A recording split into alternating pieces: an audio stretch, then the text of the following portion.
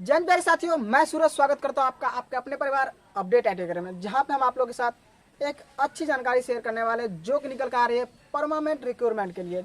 ये जो वैकेंसी निकल कर आ रही है वो निकल के आ रही है इसरो NRSC की तरफ से, ISRO Indian space research organisation की तरफ से, NRSC की तरफ से ये वैकेंसी निकल कर आ रही है। इसमें हम बात करेंगे किस ट्रेड के लिए कितनी एलिजिबिलिटी है, कितनी सीटें दी गई है और आप इसका फॉर्म कैसे फिलअप कर सकते हैं, इसकी स्टार्टिंग डेट क्या होगी, एंडिंग डेट क्या होगी, तो सारी फुल नोटिफिकेशन आपको जारी कर दी गई है इसरो की तरफ से, इसरो NRSC की तरफ से। तो प्यारे साथियों, हम बात कर रहे हैं आप लोग के लिए परमानेंट रिक्रूटमेंट टेक्नीशियन बी के लिए, ITI के छात्रों के लिए, जो कि आप लोग के लिए कहीं ना कहीं सुनहरा मौका है। आप लोग को कहीं ना कहीं लाइफ में बेहतर करने का मौका दिया जा रहा है इसरो की तरफ से।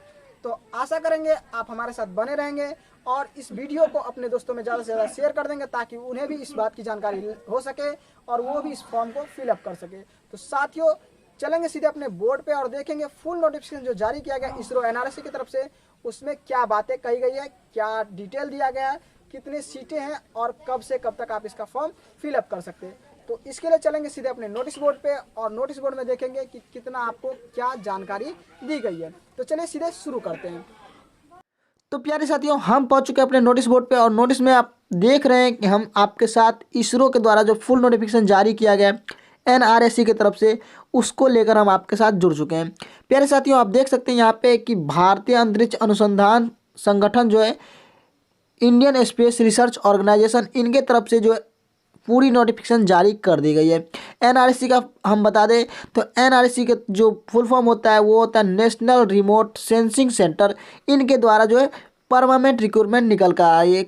बहुत सारी सीटें नहीं है, बहुत सारी ट्रेड के लिए अपॉर्चुनिटी नहीं दी गई है, लेकिन हम बात करेंगे जिन ट्रेड के लिए जो अपॉर्चुनिटी दी गई है उनके लिए बताएंगे।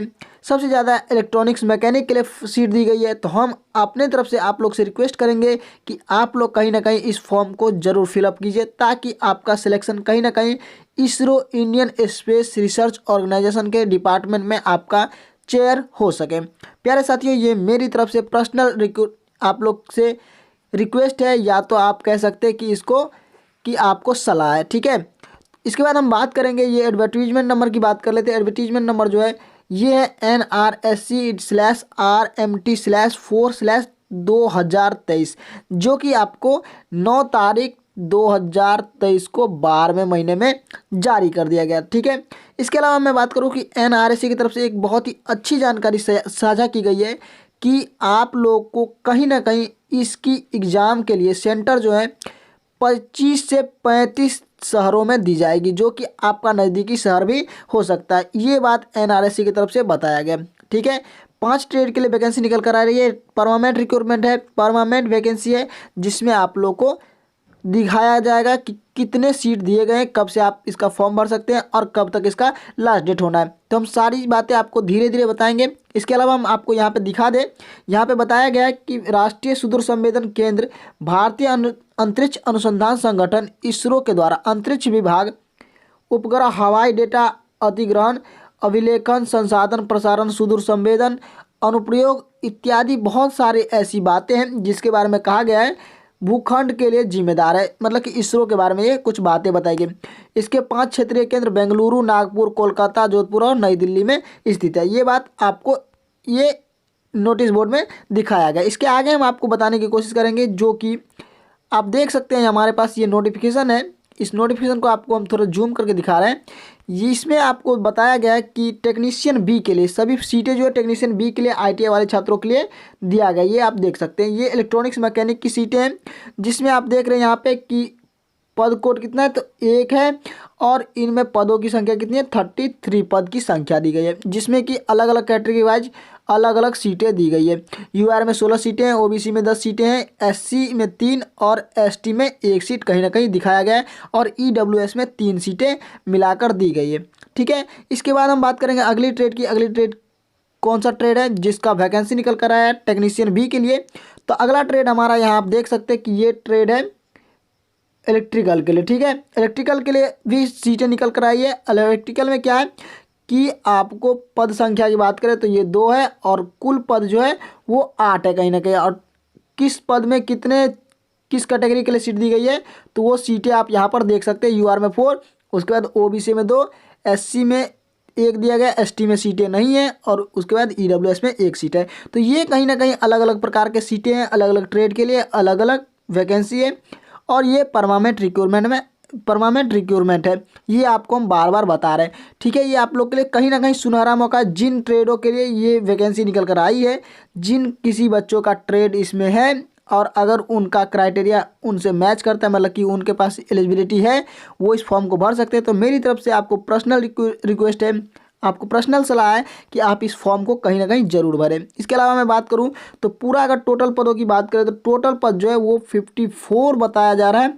वो जो कि आपको देख सकते हैं आप लोग। और ये अलग अलग ट्रेड, अलग अलग क्या है कि अलग अलग कैटेगरी में अलग अलग प्रकार के सीटें दी गई है, ठीक है। इसके बाद आप नोट्स यहाँ पे कुछ दिया गया है, इस नोट्स को हम पढ़ के बताते हैं आपको कि पद कोड 1 से लेकर 5 के चिन्हित दिव्यांग PWD में जो अभ्यर्थी आते हैं के संबंध में कार्यात्मक आवश्यकता STBNWRESH है। मतलब कि PWD के लिए जो है अलग अलग सीटें हैं, मतलब कि PWD में वो एक जैसी ही सीट दिए हैं, लेकिन उसको भी उन्होंने डिवाइडेशन किया है, ठीक है। ये बातें इन्होंने अपने नोट्स में लिख दिया है। इसके बाद हम बात करेंगे कि तैनाती स्थान, मतलब कि आपकी जो पोस्टिंग होगी जब आपका सिलेक्शन होता है आफ्टर एग्ज़ाम, जब आप सारे क्राइटेरिया को फॉलो करते हैं और क्राइटेरिया को फॉलो करने के बाद पास कर जाते हैं और आपका NRSC में क्या होता है, सिलेक्शन होता है, तो आपका पोस्टिंग कहाँ कहाँ हो सकता है। तो इस बात को हम आपको बता देते हैं कि पोस्टिंग के लिए जो बताया गया वो आपको दिखाया गया, चयनित उम्मीदवारों को NRSC भूकेंद्र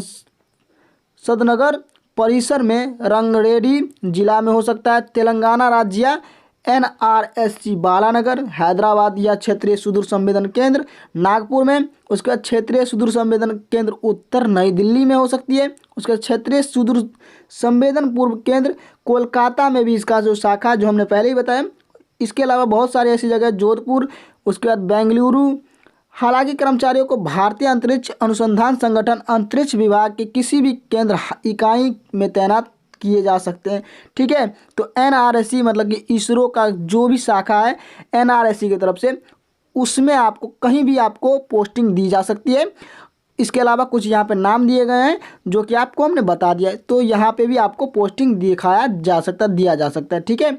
इसके बाद हम बात करें तो आप लोग देख सकते हैं यहाँ पे कि क्या कहा गया है, यहाँ पे दिखाया गया है पे अलाउंस एंड एज रिलैक्सेशन, मतलब कि एज रिलैक्सेशन किसको कितनी दी गई है, इसके बाद आपको कितने पेमेंट दिए जाएंगे आफ्टर सिलेक्शन, वो सारी बातें आपको यहाँ पर दिखाया गया। तो आप लोग यहाँ देख सकते हैं कि 1 से 5 तक के लिए जो मंथली पेमेंट है वो कहीं ना कहीं आपको 21,000 से लेके 70,000 के आसपास देखने को मिल रही है, ठीक है। Name of the post of पे लेवल ये टेक्नीशियन बी के लिए है। और इसके अलावा आप यहाँ भी देख सकते हैं वर्तमान में वेतन स्तर की न्यूनतम पर अनुमानित सकल परिलब्धियाँ जो है वो कहीं ना कहीं आप देख सकते हैं कितनी दिखाई गई। इसके अलावा एज की लिमिट की बात करें, एज लिमिट की बात जो कही गई है वो दिखाया गया आपको यहाँ पर, आप देख सकते हैं 31/12/2023 तक आपका एज लिमिट जो है वो 18 से 35 वर्ष के बीच में होना चाहिए, ठीक है। ये आपको पहले ही बता दिया गया कि 31/12/2023 तक में आपका एज जो है 18 से 35 होना चाहिए। अगर इससे ज़्यादा होता है तो आपका फॉर्म जो है एक्सेप्टेबल नहीं होगा, ठीक है। इसके बाद अगर बात करें तो कुछ और नोटिफिकेशन में दिखाया गया है, वो हम आपको बताने की कोशिश करेंगे कि अंतरिक्ष पदों के सामने दी गई इन श्रेणियों के लिए आयु सीमा जो है SC ST अभ्यर्थियों के लिए 5 वर्ष की छूट दी गई है। इसके अलावा OBC के लिए 3 वर्ष की छूट और ESMS के लिए अलग अलग प्रकार के जो भूतपूर्व सैनिक है उनके लिए भी कुछ ना कुछ छूटें रखी गई है। ये मतलब एज रिलैक्सेशन के लिए बताया गया, ठीक है। जो एक्स सर्विसमैन है या तो SC ST में आते बच्चे या तो OBC में, तो उनको 3 वर्ष की छूट दी गई है, ठीक है। उसके अलावा कुछ और भी नोटिफिकेशन है जो कि आपको मैं बता दूं। आवेदन शुल्क की बात करें तो एप्लीकेशन फ़ी जो है उसके बारे में मतलब प्रत्येक आवेदन के लिए क्या है कि आपको आवेदन शुल्क 100 रुपये लगने, किनको तो हालांकि शुरू में सभी कर्मचारियों के लिए समान रूप से 500 रुपये लगेंगे प्रत्येक आवेदन की प्रक्रिया शुल्क होंगे। प्रक्रिया शुल्क केवल उन अभ्यर्थियों के लिए प्रतिदेय होगा जो लिखित परीक्षा में उपस्थित होंगे, ये आपको पहले ही कह दिया गया। मतलब कि आपका जो बच्चा आप जो फॉर्म भरेंगे, आपका जो फॉर्म अप्लाई होगा तो आपको पैसा 500 स्टार्टिंग टाइम में कितने पैसे लगेंगे, तो आपको 500 रुपया लगने वाले, ठीक है। लेकिन अगर आप एग्ज़ाम में बैठते हैं तो आपका वो 500 रुपया एक्सेप्टेबल होगा, अन्यथा वो सारे पैसे आपको रिफंडेबल है, मतलब कि पैसे वापस कर दिए जाएंगे, ठीक है। इसके बाद हम बात करेंगे आगे। आप देख सकते हैं बहुत सारी नोटिफिकेशन दी गई है, ठीक है, जो कि आपको पेमेंट कैसे करना है ये सारी डिटेल यहाँ पे दिखाई गई है। तो ये सारी बातें हैं। इसके बाद हम आगे देख लेते हैं कि और क्या नोटिफिकेशन में दी गई है ऐसी जानकारी जो कि आपको जानने बहुत ज़रूरी है। तो हम बता दें कि आपका एग्जामिनेशन चयन प्रक्रिया जो है इसके बारे में थोड़ा जान लेते हैं कि चयन प्रक्रिया क्या दिखाएगा, सिलेक्शन प्रोसेस क्या है। तो सिलेक्शन प्रोसेस है चयन की विधि लिखित परीक्षा और कौशल परीक्षा पे आधारित होगी, मतलब कि आपका पहले रिटन टेस्ट होगा, उसके बाद आपका स्किल टेस्ट भी होना है। परीक्षा इस तरह से आयोजित की जाएगी कि अभ्यर्थियों के सैद्धांतिक और व्यावहारिक ज्ञान दोनों का निर्धारण ट्रेड में उसकी गहराई की जांच की जा सकती है, ठीक है। तो आपकी पकड़ कितनी है आपके ट्रेड पे, इसकी जानकारी उन्होंने अपने तरीके से लगानी है, ठीक है। इसके बाद हम बात करें तो आपका एग्ज़ाम जो लिया जाएगा वो एग्ज़ाम कितने मार्क्स का लिया जाएगा, क्या क्या क्वेश्चंस हो सकते हैं। तो टेक्नीशियन बी के लिए बात करें तो टेक्नीशियन बी का जो है 1.5 घंटे का क्या है, तो 1.5 घंटे में 80 बहुवैकल्पिक क्वेश्चन पूछे जाएंगे, मल्टीपल चॉइस क्वेश्चन, मतलब कि एक क्वेश्चन के 4 ऑप्शन आपको दिए जाएंगे, ठीक है। इसके अलावा बताया गया है कि आपको एक क्वेश्चन सही करने पे +1 मार्क दिया जाएगा, और अगर आप एक क्वेश्चन गलत करते हैं तो 0.033 आपकी निगेटिव मार्किंग है। रॉन्ग आंसर पे आपको निगेटिव मार्किंग भी है, ये बात आपको पहले कह दी गई है, ठीक है। तो इस हिसाब से आप समझ सकते हैं कि आपका जो क्या है कि अगर आप 3 क्वेश्चन में सही करते हैं तो आपको 3 नंबर दिया जाएगा, और अगर आप 3 नंबर के बाद एक क्वेश्चन को गलत करते हैं तो 3 नंबर से आपको 0.33 नंबर काट लिए जाएंगे, मतलब कि 3/1 आपका क्या है निगेटिव मार्किंग है। इसके बाद आपकी बात करें तो यहाँ पे आप देख सकते हैं कि स्किल टेस्ट के लिए बोला गया कि स्किल टेस्ट आपका 100 मार्क्स का होने वाला है, जो कि आपके ट्रेड से रिलेटेड होगा, ठीक है। इसके बाद आप देख सकते हैं उन्नयता का मार्कदंड बताया गया कि आपको कितने मार्क्स लाने पे आपको पास मार्क समझा जाएगा, मतलब कि पासिंग समझा जाएगा। तो आप देख सकते हैं 32 80 मार्क्स में से लाने कम से कम लिखित परीक्षा में। उसके बाद स्किल टेस्ट के लिए आपको 50 मार्क्स जरूर लाने 100 में से। तो ये हमारी क्राइटेरिया थी जो कि आपको इसरो NRSC की तरफ से दिया गया है कि आपका सिलेक्शन किस तरीके से होगा, आपका एग्जामिनेशन किस तरीके से होगा, एग्जामिनेशन में आपको कितने मार्क्स लाने होंगे, ये सारी बातें इसरो की तरफ से फुल नोटिफिकेशन में दे दी गई है। इसके बाद हम बात करेंगे जब आपको आगे जाना है, ये अलग अलग क्या है कि अलग अलग बच्चों के लिए अलग अलग जो क्या है कैटेगरी हैं उनके लिए अलग अलग तरीके से बनाया गया है। आप यहाँ पर देख सकते हैं, इसमें हम पढ़ने की कोशिश जहाँ पर पद पर आरक्षित हैं और यदि निर्धारित अनुपात में कौशल प्रशिक्षण के लिए पैनल में शामिल होने के लिए शॉर्ट लिस्टिंग के लिए चयन के सामान्य मानकों की तरह उत्तीर्ण मापदंड को पूरा करने वाला आरक्षित उम्मीदवार प्राप्त संख्या के उपलब्ध नहीं है, तो ऐसे अनारक्षित उम्मीदवारों को मतलब कि EWS जो भी छात्र हैं को चयन के मानकों को छूट के नियमानुसार दी जाएगी, मतलब कि ये EWS के लिए बताया गया है, ठीक है। तो ये सारी बातें अलग अलग कैटेगरी के हिसाब से भी अलग अलग जो आपको यहाँ पर मार्क्स देखने को मिल जा रहे हैं, ठीक है। तो ये हमारे NRSC की तरफ से, इसरो NRSC की तरफ से सारी नोटिफिकेशन में दे दिया गया है। इसके बाद हम बात करते हैं आगे। तो प्यारे साथियों आगे जब बढ़ते हैं तो आगे आप लोग देख सकते हैं कि भर्ती के लिए जो आपका एग्जाम होना, भर्ती के लिए लिखित परीक्षा निम्नलिखित संभावित शहरों में ऑनलाइन कंप्यूटर आधारित परीक्षा CBT के माध्यम द्वारा आयोजित की जाएगी। ये आपको कुछ जगह का नाम दे दिए गए हैं जहाँ पे आपका रिटन टेस्ट होना है और आपका कंप्यूटर बेस्ड टेस्ट होना है। ये आप देख सकते हैं नाम आपके सामने, विजयवाड़ा, विशाखापट्टनम, तिरुपति, डिब्रूगढ़, गुवाहाटी, पटना, रायपुर, अहमदाबाद, जम्मू, रांची, अम्बाला, बहुत सारे ऐसे शहर हैं जिसमें आपका एग्ज़ाम होना तय किया गया है। मतलब कि बहुत सारे ऐसे स्टेट हैं, बहुत सारे ऐसे शहर हैं, कहीं ना कहीं 30 से 32 शहर रखे गए हैं जहां पे आपका एग्ज़ाम होना तय किया गया, ठीक है। बहुत सारे ऐसे शहर हैं जिसमें आप देख सकते हैं आंध्र प्रदेश में कहीं ना कहीं 3 सेंटर रखे गए हैं, 3 सेंटर, असम में भी 3 सेंटर, फिर जाकर बिहार में 1 सेंटर पटना में दिया गया है, उसके बाद छत्तीसगढ़, गुजरात, इस तरीके से आप यहाँ देख सकते हैं कि स्टेट वाइज आपको सभी स्टेज में कहीं ना कहीं कुछ ना कुछ सेंटर आपको दिखाया गया है, ठीक है। और बच्चे को इससे क्या है कि आसानी होगी, उनको ज़्यादा ट्रैवल नहीं करना पड़ेगा, वो अपना एग्ज़ाम आसानी से दे सकते हैं। इसके अलावा हाउ टू अप्लाई की बात करें तो कैसे आप इस फॉर्म को भर सकते हैं, इसके लिए हम दिखा दें। तो हाउ टू अप्लाई में कुछ आपको नोटिफिकेशन में दे दिया गया कि किस प्रकार से आपको भरना है।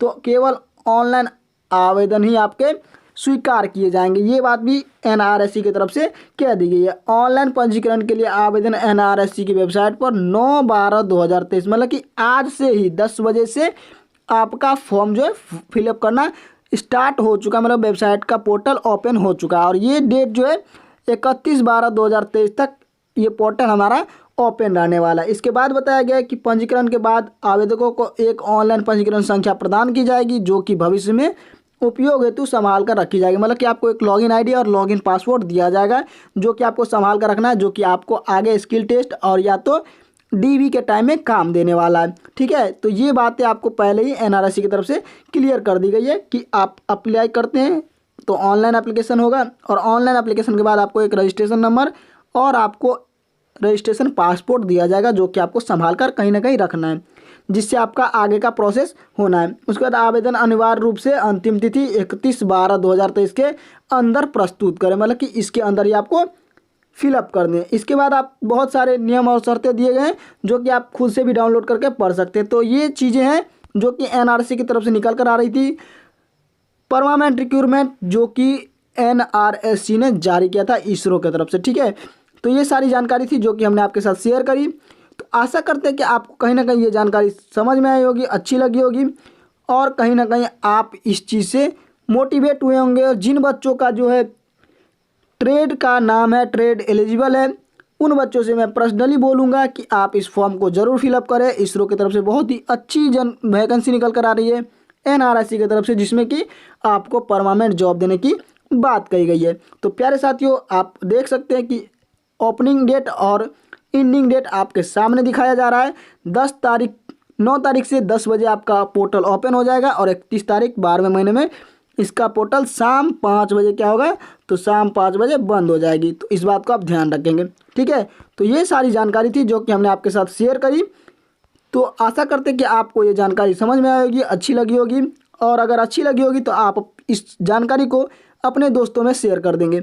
तो मिलेंगे आपसे अगले किसी अच्छे वीडियो में, अच्छी क्लास के साथ, अच्छी नोटिफिकेशन के साथ।